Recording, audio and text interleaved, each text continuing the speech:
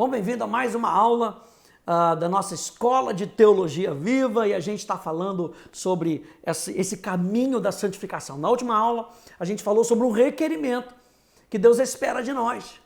Sede santos, porque eu sou santo. E a gente já viu em vários versículos como nós fomos feitos santos, separados para Deus. Agora nós precisamos ver como é que nós conseguimos cumprir esse requerimento que Deus nos deixou. E só tem uma maneira pelo qual eu e você conseguimos cumprir todos os requerimentos que Deus nos deixa, pelo Espírito Santo, pela graça de Deus.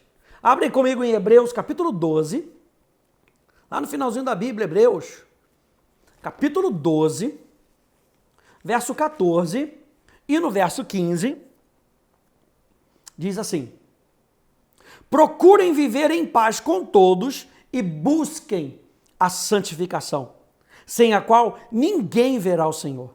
Cuidem para que ninguém fique afastado da graça de Deus, e que nenhuma raiz de amargura brotando cause perturbação, e por meio dela muitos sejam contaminados. Então, a gente falou que ser santo é ser separado para, e porque nós somos separados para, nós podemos ser separados de. Isso é muito importante e o escritor de Hebreus está falando aqui, busquem essa santificação. Busquem vocês continuarem limpos e busquem para que vocês não sejam contaminados. Cuidado com a contaminação desse mundo. É daí que a gente entra, o cuidado que a gente tem que ter com o pecado. Porque o pecado contamina. Você lembra lá em Hebreus capítulo 12 também, ele vai dizer, olha, o pecado que tenazmente nos assedia. Meu Deus! A gente vai correr a nossa carreira, mas cuidado com o pecado que continuamente tenta tirar a gente desse padrão de nós sermos separados para Deus. J.B. Phillips, um dos tradutores do Novo Testamento, em inglês moderno, ele expressa o seguinte: cuidado para que nenhum de vocês deixe de corresponder à graça que Deus dá.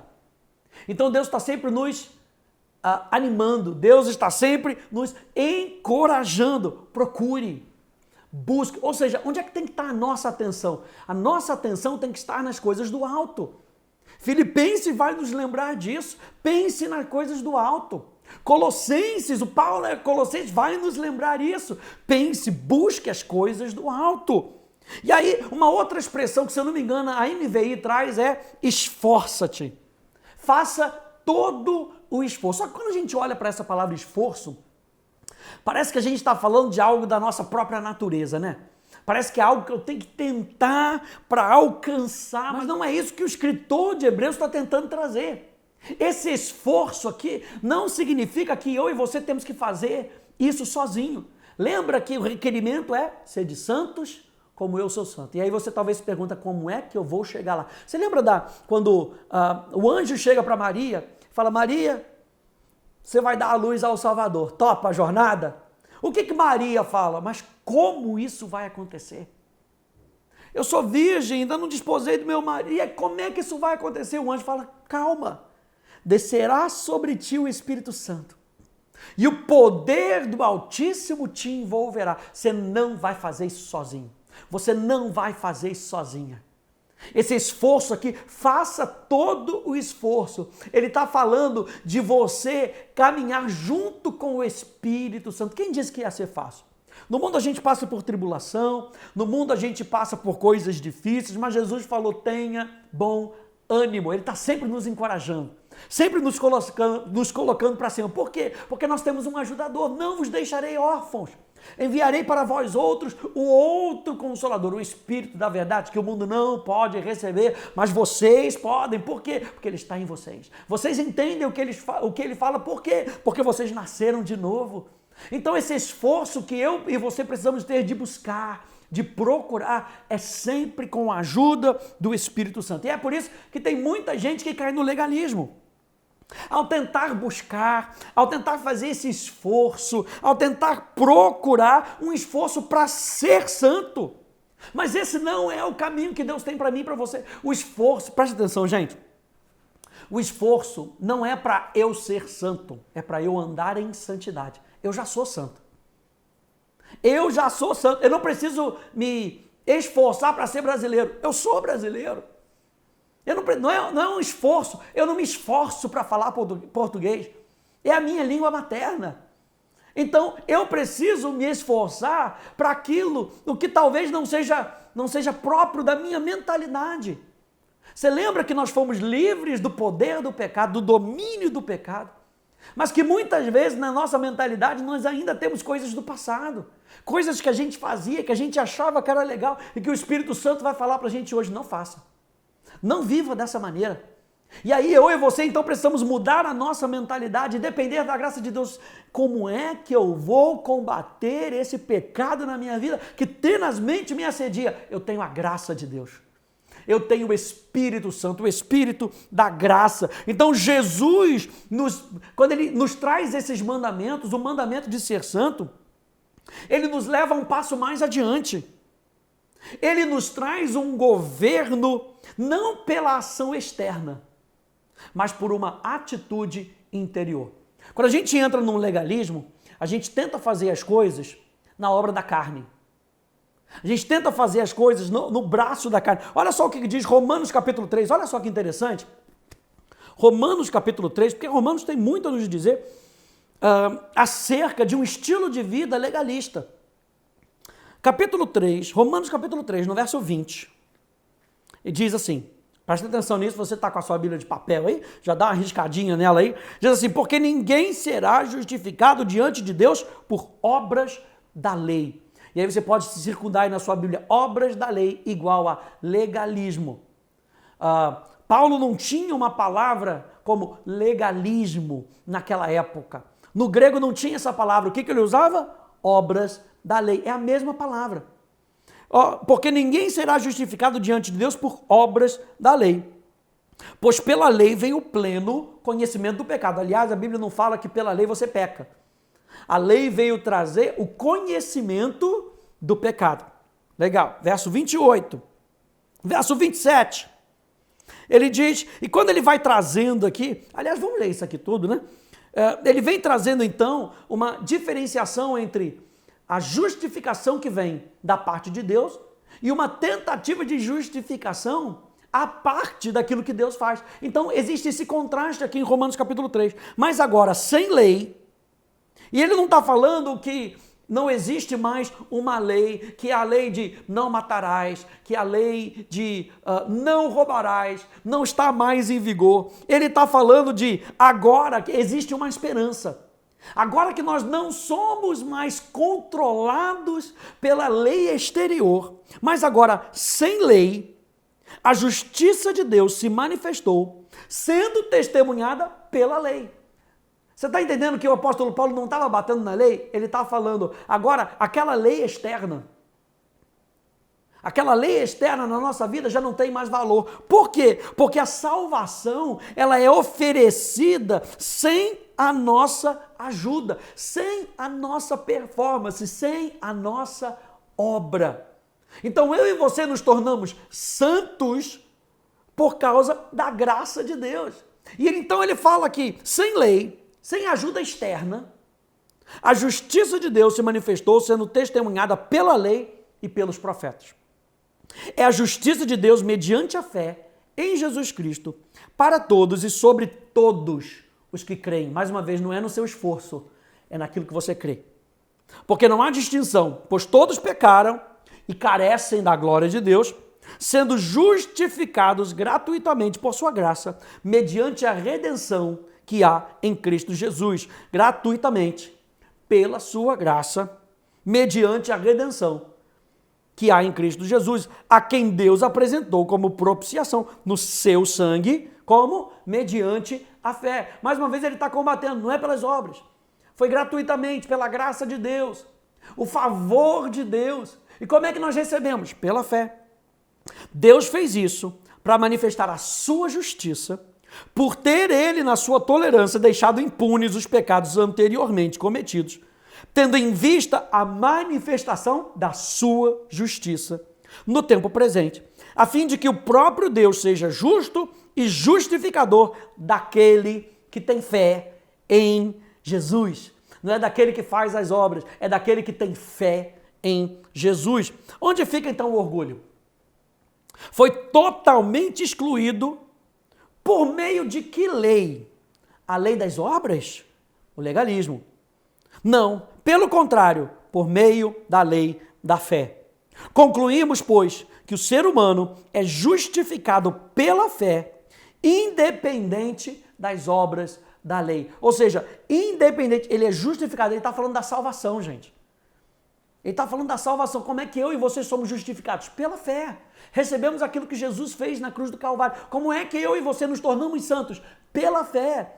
Quando o apóstolo Tiago veio trazer obras, ele não tá contradizendo Paulo. Ele está falando, essa fé, ela tem que ter obras. Essa fé em Cristo Jesus que eu recebi a salvação em Cristo Jesus. Agora, essa fé, ela tem que se manifestar em atitudes condizentes com aquilo que a gente crê. E não por obras da lei, não por legalismo. Obras das leis, então, é como o apóstolo Paulo classifica o que hoje nós chamamos de legalismo. O legalismo é apenas uma expressão externa de santidade. O legalismo é a convicção de que a performance é mais importante do que a motivação interior. O legalismo é a certeza de que minhas obras externas são suficientes para garantir a minha salvação. É quando nós fazemos o que Deus pede, sem Deus estar envolvido no processo. E tem muita gente que vive assim. Tem muita gente que vai à igreja simplesmente por ir à igreja porque acha que indo à igreja ela vai obter a salvação. Quando a salvação já foi disponibilizada por ela. E agora nós vamos à igreja porque nós somos salvos. Aleluia. Olha só o que diz John Piper. Ele diz assim, o que o coloca sobre o legalismo, ou sobre outro, a vida de fé, não é tanto o que você faz, mas o espírito com que você faz. A circuncisão pode ser uma obra da lei, ou um ato de amor que flui da fé. Sujeitar-se a certas restrições alimentares pode ser uma obra da lei, ou um ato de amor livre que vem da fé. Dizimar ou ofertar pode ser uma obra da lei, ou um ato de generosidade que vem da fé. Ensinar na escola dominical, pregar, participar de protestos anti-aborto, de demonstrações de congelamento nuclear, envolver-se com a doação de alimentos ou fazer seu próprio trabalho. Tudo isso pode ser obras da lei, que fazemos em nossa força para mover o favor de Deus em nossa direção, ou podem ser feitas em humilde confiança na força que Deus fornece gratuitamente, para que em tudo Ele possa obter a glória. A decisão de maldição ou bênção depende de como você obedece ou pratica e quem recebe o crédito. Quando a gente olha para o legalismo, eu recebo o crédito. Olha só o que Mike Bickle, fundador do IHOP de Kansas, diz a respeito de separar o tempo para orar consistentemente. Que tem gente que olha para isso e fala, mas você tem que orar de novo? Nossa, isso é legalismo, porque eu não tenho que fazer mais nada, porque já não tem mais lei, eu não tenho que fazer mais nada. Olha só o que Mike Bickle diz. Legalismo não é o que você faz regularmente, é uma atitude que você faz para ganhar o favor de Deus. A disciplina na graça de Deus e legalismo com o espírito religioso pode parecer exatamente a mesma atividade externamente. O que o torna legalismo ou disciplina fortalecida pela graça é a atitude. Se eu orar por meia hora para ganhar o amor de Deus, isso é legalismo. Se eu orar por meia hora todos os dias, porque eu sei que Ele já me ama, isso é chamado de agendar minha vida com sabedoria.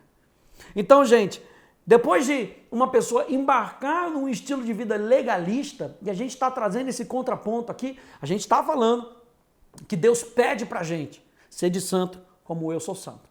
E a gente começou a falar que isso só pode ser pelo Espírito Santo. Se a gente tirar o Espírito Santo, a gente pode viver essas regras sem o Espírito Santo? Pode. E isso é chamado de legalismo. E quando a gente decide viver uma vida de legalismo, duas coisas vão acontecer. Primeiro, é um alto esforço. É um esforço da minha parte. Lembra que nós falamos de esforçar? E que a gente não pode se esforçar sozinho. Nós precisamos buscar a santificação, procurar a santificação com a ajuda do Espírito Santo. Por quê? Porque é simplesmente, presta atenção, é simplesmente impossível manter o padrão santo de Deus sem a pessoa do Espírito Santo. É impossível manter o padrão que Deus tem pra gente na nossa própria força. Ei, pega aí 1 Coríntios capítulo 3, lição de casa. 1 Coríntios capítulo 3, lê 1 Coríntios capítulo 3. E me diz se é possível realizar 1 Coríntios capítulo 13 na força humana. A Bíblia fala que o amor não se irrita. Quem aí nunca se irritou? O amor não se irrita. Como é que eu e você vamos viver 1 Coríntios 13? Na força do Espírito Santo, na comunhão com o Espírito Santo. Olha só o que diz Gálatas capítulo 3, verso 9 e verso 10 na Bíblia, a mensagem. Diz, portanto, quem agora vive pela fé tem a mesma bênção de Abraão que viveu pela fé. Não se trata de uma doutrina nova. É antiga e mostra que todo que tenta viver a justiça por esforço próprio, independente de Deus, está destinado ao fracasso. O legalismo vai nos levar ao fracasso. A gente vai tentar manter aquele padrão de Deus e a gente não vai conseguir. E a gente vai ver o fracasso na nossa própria força. E isso vai trazer a gente para baixo, desanimado. Mas Deus está querendo animar a gente. Deus está querendo dizer, é possível, só que você tem que fazer comigo.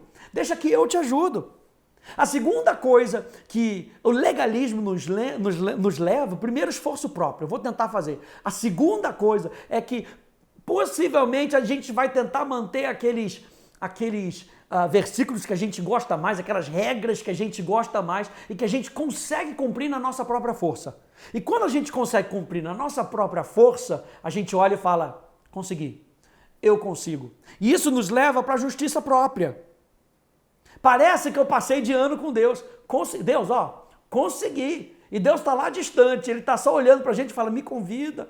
Fracasso está ali na frente, você está só escolhendo os fáceis. Parece que a gente passou de ano com Deus. E na justiça própria, Deus não é mais o padrão. Preste atenção, na justiça própria, a gente está falando do legalismo. Na justiça própria, Deus não é mais o padrão, eu sou o padrão. Eu sou o padrão. Eu vou medir a minha vida com base naquilo que eu desejo. E muitas vezes com base naquilo que está ao meu redor, nos outros que estão ao meu redor.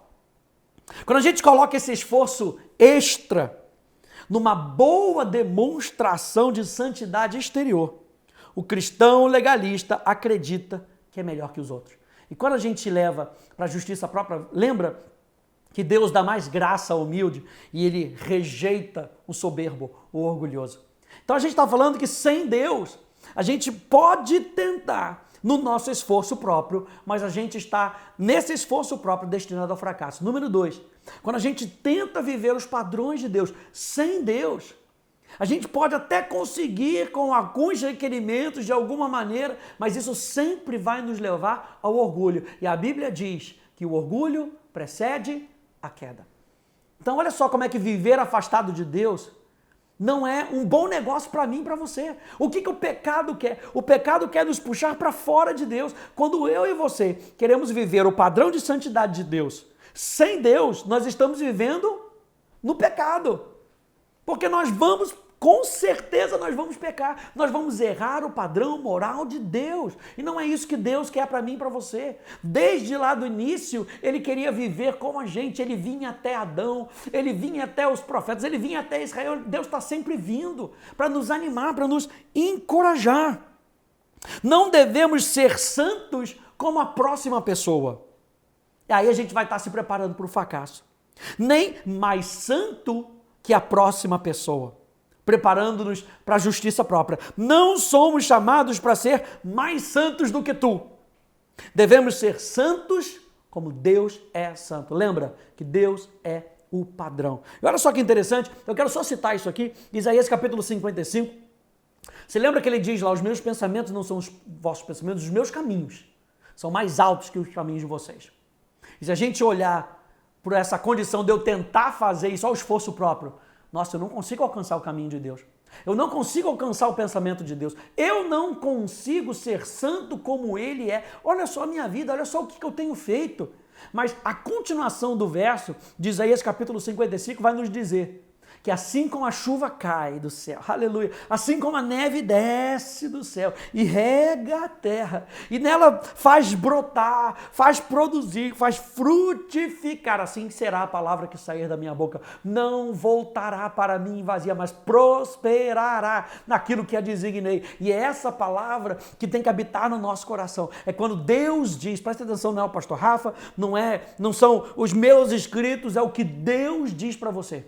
Na palavra de Deus, ele diz, você é santo. Então essa palavra chegou ao teu coração. Você nasceu de novo, você é santo. Você é separado para Deus.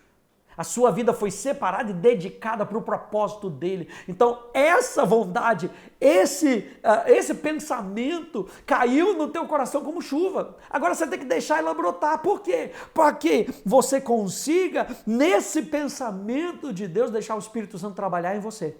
E você começa a praticar aquilo que você crê. É o caminho que é mais elevado, e quando nós praticamos aquilo que nós cremos, nós andamos no caminho elevado. Aleluia! Frank Jacobson, na Igreja Nua, ele diz o seguinte: estou convencido de que alguém que realmente entende o caminho da cruz achará o legalismo um curso fácil em comparação. Uma coisa é ler a palavra 10 minutos por dia, a outra é realmente se alimentar dela. A primeira é automática e não leva mais do que 10 minutos do dia, enquanto a segunda exige atenção, concentração e abertura ao Espírito Santo. Deus sabe, gente, como Ele criou a mim e a você. Ele sabe que nós não podemos fazer na nossa própria força. E aí quando Ele diz sede perfeito, portanto, como seu Pai Celestial é perfeito, Ele não está preparando você para o fracasso. Preste atenção nisso. Ele não está preparando você para o fracasso. Ele não espera que você faça isso sozinho. Ele não espera que você viva em santidade sozinho. Ele está preparando você para a graça dele. Quando ele diz, sede perfeito, porque eu sou perfeito, você pode perguntar para Deus, mas como eu faço? Como Maria, como eu faço? E deixa Deus te responder, a minha graça te basta, a minha graça te ajuda. Tito capítulo 2, verso 11 até o verso 14, diz assim, porque a graça de Deus se manifestou trazendo salvação a todos. Ela nos educa para que, renegadas a impiedade e as paixões mundanas, vivamos nesse mundo de forma sensata, justa e piedosa. Está falando de um caminho que se assemelha ao caráter de Deus, aguardando a bendita esperança e a manifestação da glória do nosso grande Deus e Salvador Jesus Cristo. Ele deu a si mesmo por nós, a fim de nos remir de toda iniquidade e purificar para si mesmo um povo exclusivamente seu, dedicado à prática de boas obras. Não é essa aqui a descrição que nós vimos no vídeo anterior, na aula anterior sobre santidade? De nós sermos exclusivamente dele. A graça de Deus se manifesta na nossa vida para que nós possamos viver essa realidade todos os dias. E Paulo está dizendo aqui a Tito, ensina essas coisas. É isso que você tem que ensinar. Quando a gente fala de graça, a gente está falando de favor, a abertura das portas daquilo que Deus pode fazer por nós, daquilo que Ele quis fazer por nós, que eu não podia fazer por mim mesmo. A graça nos leva para o segundo entendimento de graça, atratividade. Quanto mais eu entendo o favor de Deus na minha vida, eu tenho que me lançar na presença dEle. A graça nos leva a mais dele. A graça nos leva a entender a verdadeira santidade. E a verdadeira santidade é viver para Deus. E quando eu vivo para Deus, eu vivo sem a contaminação do mundo. Não me contaminando com as coisas do mundo. Observe então essas palavras incríveis que a palavra de Deus traz aqui em Tito, capítulo 2, verso 11 a 14. A graça de Deus que traz a salvação apareceu para vocês. A graça de Deus ensina você a dizer não à impiedade e às paixões do mundo. A graça de Deus ensina você a viver um autocontrole reto e piedoso nessa vida hoje. Nós vivemos vidas autocontroladas, retas e piedosas nessa era presente, enquanto esperamos pela bem-aventurada esperança, o glorioso aparecimento do nosso grande Deus e Salvador Jesus Cristo, quando esse mundo de pecado acabará. A Bíblia fala que o nosso grande Deus e Salvador Jesus Cristo se entregou por nós para nos redimir de toda maldade e purificar para si um povo que é dele e está ansioso para fazer o que é bom. Esse é o resultado dessa declaração profunda: sede santos, porque eu sou santo. Então, toda vez que você vir, sede santos, porque eu sou santo, saia do alto esforço, saia da justiça própria e dependa de Deus. Qual é a resposta do crente ao pecado? Eu estou na graça. Eu vivo na graça e eu sou separado para Deus. E quanto mais o pecado tenta, mais a gente volta os nossos olhos para Jesus. E é dessa forma que nós nos mantemos da contaminação do mundo. No próximo vídeo, a gente vai falar um pouquinho mais sobre duas partes da santidade que eu e você precisamos prestar atenção na nossa vida. Espero que esse curso esteja te abençoando e elevando a sua consciência para você viver tudo aquilo que Deus tem para você. Que Deus te abençoe e a gente se vê no próximo vídeo. Tchau, tchau.